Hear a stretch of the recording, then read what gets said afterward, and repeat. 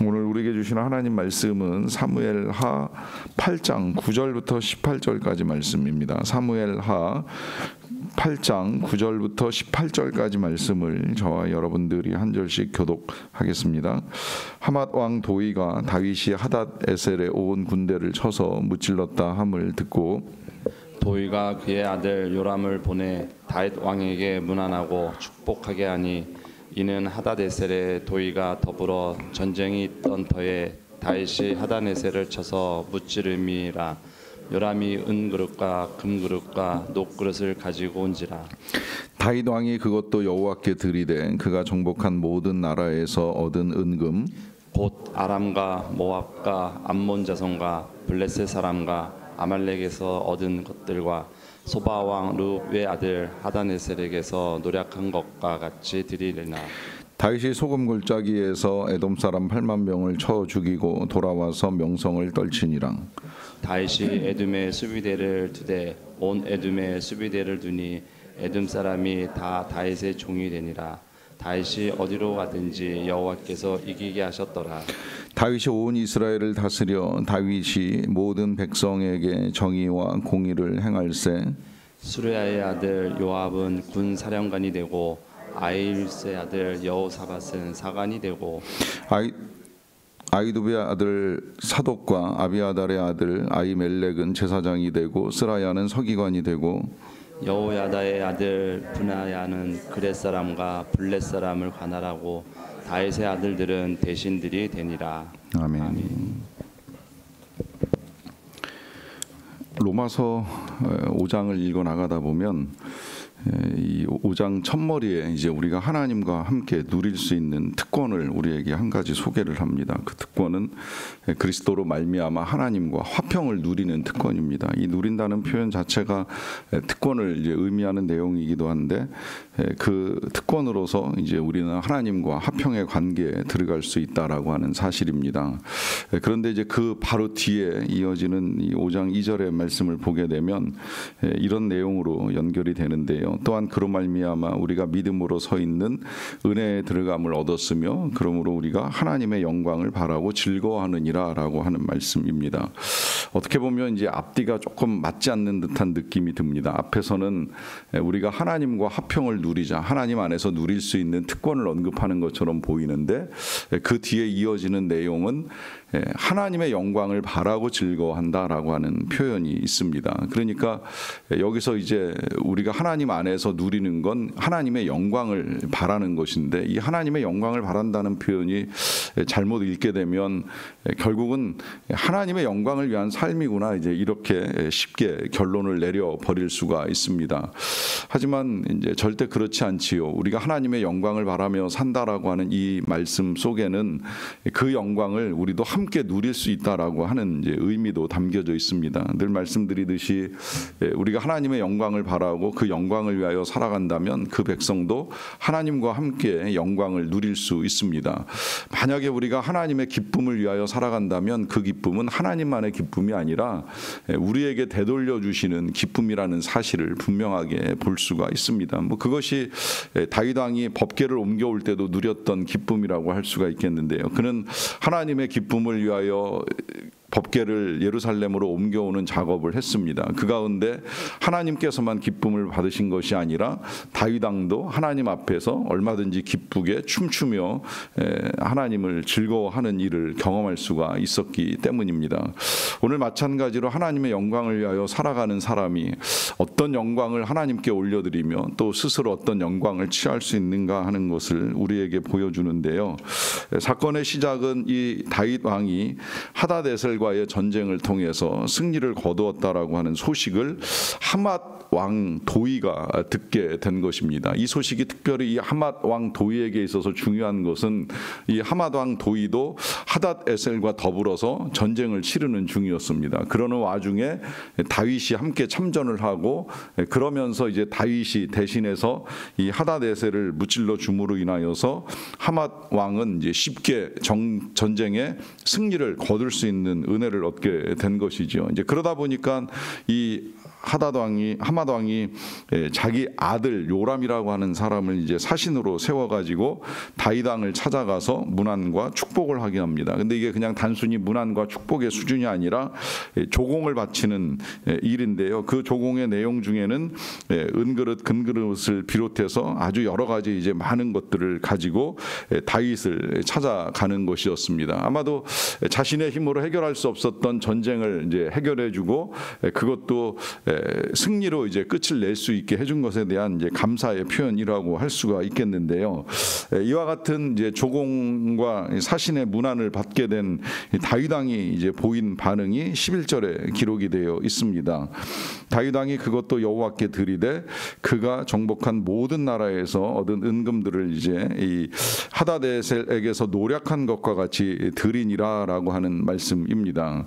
자, 여기서 이제 우리가 눈길을 끄는 이제 표현이 그것도 여호와께 드린다라고 하는 말씀인데요.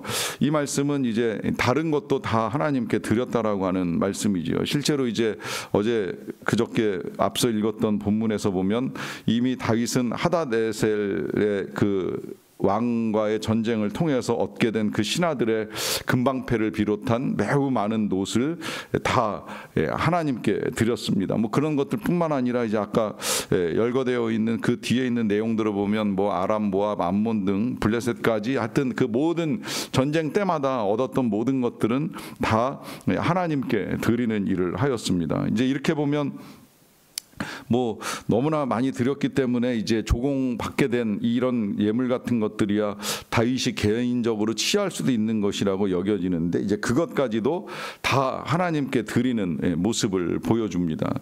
1차적으로 이제 여기서 이 다윗 왕이 이 사울 왕과 다른 점을 보여주지요. 이 전쟁은 똑같이 승리를 거두었지만 이 사울은 승리를 거두고 난 다음에 자신의 이름을 위하여 스스로 이제 승전비를 세우고 자기 자신에게 영광을 돌리는 일을 했습니다.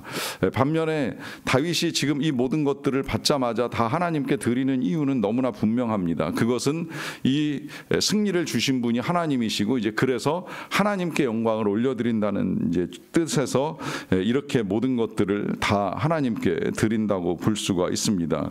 그야말로 여기까지 보면 이제 다윗은 이 모든 것들을 하나님께서 하셨다라고 하는 믿음을 보여주는 것이죠. 특별히 오늘 이 하맛 왕 도위가 취하는 태도와도 비교해서 보자고 한다면 하맛 왕 도위는 이 전쟁이 손쉽게 승리로 끝난 것에 대한 감사를 지금 다윗이라고 하는 한 개인에게 돌리고 있습니다. 반면에 지금 다윗은 자신이 취할 수 있는 영광을 하나님께 돌려드리는 이제 상반된 모습을 보여주는 것이지요. 그래서 우리의 모든 것들이 과연 누구에게 감사해야 하는가? 물론 뭐 사람 사이에 감사를 주고받는 것 자체가 잘못되었다고 말할 수는 없겠지만 그러나 궁극적인 영광은 하나님께서 받으셔야 한다라고 하는 것이 너무나도 분명하고요.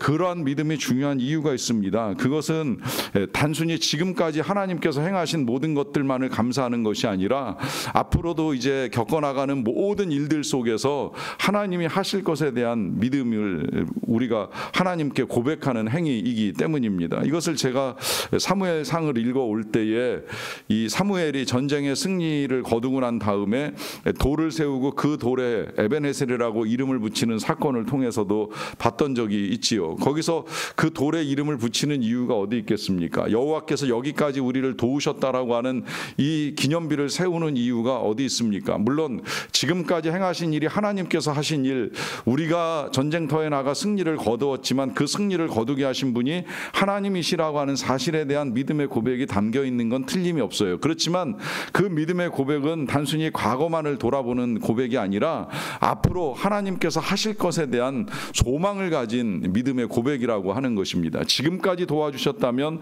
앞으로도 그렇게 하나님이 승리를 거두실 것이라고 하는 이 믿음의 고백이 에벤헤셀 돌에 새겨져 있는 것입니다. 마찬가지로 이제 다윗도 지금까지의 승리가 다 하나님께로부터 왔을 뿐만 아니라 앞으로도의 승리가 다 하나님께 달렸다라고 하는 믿음을 가지고 가지고 모든 영광을 하나님 앞에 올려 드리는 것입니다. 그래서 이 모든 자랑과 영광은 하나님께 속하였다라고 하는 것이고요. 뿐만 아니라 이제 이러한 믿음의 태도는 예배로만 드러나는 것이 아니라 실제 삶에서도 나타나는데, 이제 그것은 이 앞에 본문에 들어 있었어요. 다윗이 여러 전쟁을 끝나고 난 다음에 얻었던 전리품 중에는 말도 있습니다. 그런데 그 말들의 발꿈치에 힘줄을 끊었다라고 하는 기사가 짧지만 적혀져 있는 이유가 있지요. 그것은 다윗은 전리품으로 얻은 말을 의지하고 다음 전쟁을 치르겠다라고 생각을 하지 않은 거예요.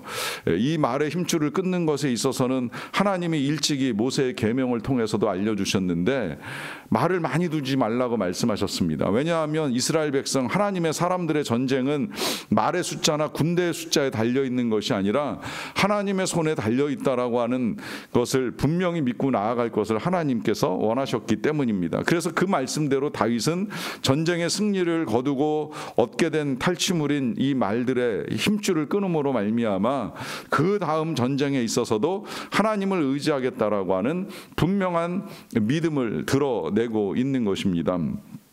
이와 같은 믿음이 중요한 이유는 우리의 상황이라는 것이 언제든 변할 수 있어요. 그런데 문제는 그 상황의 변화에 따라 우리의 믿음이 흔들릴 가능성도 적지 않다는 거예요. 근데 이 상황이 보면은 좋아져서 변하는 사람이 있고 나빠져서 변하는 사람이 있습니다. 좋아지면 좋아지는 대로 이제 내가 어느 정도의 여유와 넉넉함이 생기고 나면 굳이 하나님을 의지하고 기도하며 하나님을 찾지 않아도 내 힘으로 살아가기에 큰 어려움이 없다 보니까 이제 알게 모르게 우리의 신앙이 나태함에 빠지는 결과를 초래할 수도 있습니다. 또 반대로 좋은 상황에서 갑자기 악한 일들을 경험하게 되면 하나님께서 나를 버리셨나? 정말 내 기도를 들으시는가? 하는 이제 의문과 의심 속에 믿음이 떨어지는 경우도 얼마든지 일어날 수가 있지요. 이 모든 상황 속에서 지금까지도 나를 도우셨지만 앞으로도 나를 도우실 분이 하나님이시고, 그러하기에 내가 지금까지도 하나님을 의지했지만 앞으로도 흔들림 없이 하나님을 의지할 것이라고 하는 믿음의 고백이 지금 이 다윗의 행위를 통해서 분명하게 드러나는 것입니다. 그리고 이제 오늘 우리는 그러한 다윗의 이 모든 결과가 어떻게 나타나는가 하는 것을 볼 수가 있는데요. 13절 말씀입니다. 다윗이 소금 골짜기에서 에돔 사람 18,000명을 쳐 죽이고 돌아와서 명성을 떨치니라 합니다. 아주 중요한 말씀이 여기 들어있지요. 그것은 이후에도 다윗은 계속해서 전쟁을 하게 되고 또 승리를 거두게 되는데 그 승리와 함께 명성을 떨칩니다. 이 표현 그 자체가 지금 영광이 하나님만 받으시는 것이 아니라 다윗에게도 주어진다라고 하는 사실이 분명하게 드러나는 것입니다. 그야말로 하나님의 영광을 바라고 즐거워하는 삶 가운데 하나님이 주시는 영광을 함께 누리는 모습을 볼 수가 있겠고요. 뿐만 아니라 14절을 보시게 되면 다윗이 에돔의 수비대를 두되 온 에돔의 수비대를 두니 에돔 사람이 다 다윗의 종이 되니라. 다윗이 어디로 가든지 여호와께서 이기게 하셨더라 하는 이 말씀을 통하여서 제가 말씀드린 그대로 하나님께 드린 그 이후의 다윗의 삶은 계속되는 승리의 경험이라고 하는 것을 볼 수가 있습니다. 더더군다나 지금 여기 이 에돔이 다윗의 종이 되었다라고 하는 이 사실을 우리가 주목해야 되는 것은 지금 다윗은 철저하게 하나님 앞에서 종된 삶을 삽니다. 그러니까 스스로 주인 될 생각을 하지 아니하고 하나님께서 허락하신 모든 은혜들을 다시 하나님께 되돌려드리는 작업을 해왔지요. 그런데 놀랍게도 하나님께서는 이 에돔 전체가 다윗의 종이 되어 다윗을 섬기는 일을 할 수 있게 해 주십니다. 여러분, 여기서 이제 이 하나님께서 우리들을 다스려 나가시는 이제 원리를 잘 보여주시는데요. 이 원리를 조금 더 이제 부연해서 설명을 하자고 한다면 우리 예수님의 모습에서 이제 분명하게 드러나는 것이죠. 그것은 우리 예수님께서 우리에게 오실 때에 섬기러 왔다라고 하는 이제 고백을 하십니다. 인자가 온 것은 섬기러 온 것이다. 섬김을 받기 위해 온 것이 아니고 섬기러 왔고 또 많은 사람을 위하여 대속물로 자신을 내어주시기 위하여 오셨다는 말씀을 하셨습니다. 실제로 이제 예수님은 이 땅에 오셔서 많은 사람들을 섬기시고 지금도 우리를 섬기시기 위하여 우리의 기도의 길을 귀를 기울여 주시고요.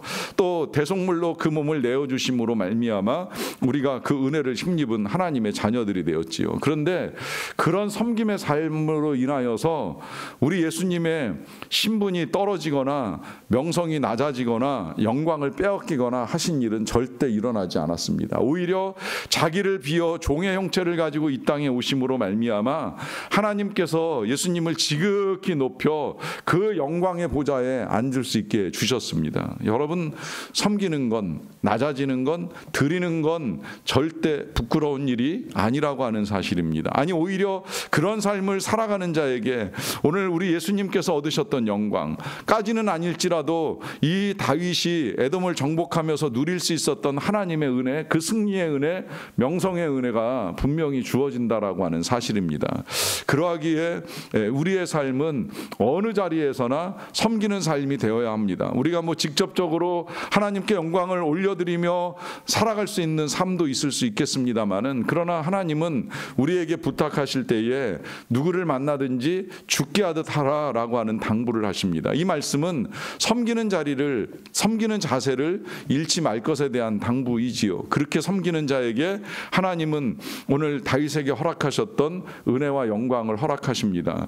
그러하기에 오늘도 겸손하게 하나님 앞에서 기도함으로 하나님의 이름을 높이시고 또 살아가는 자리에서 섬김으로 하나님의 영광을 드러내 하나님이 주시는 영광을 바라고 누리고 또 즐거워하는 저와 여러분들의 믿음과 삶이 되시기를 간절히 축원합니다.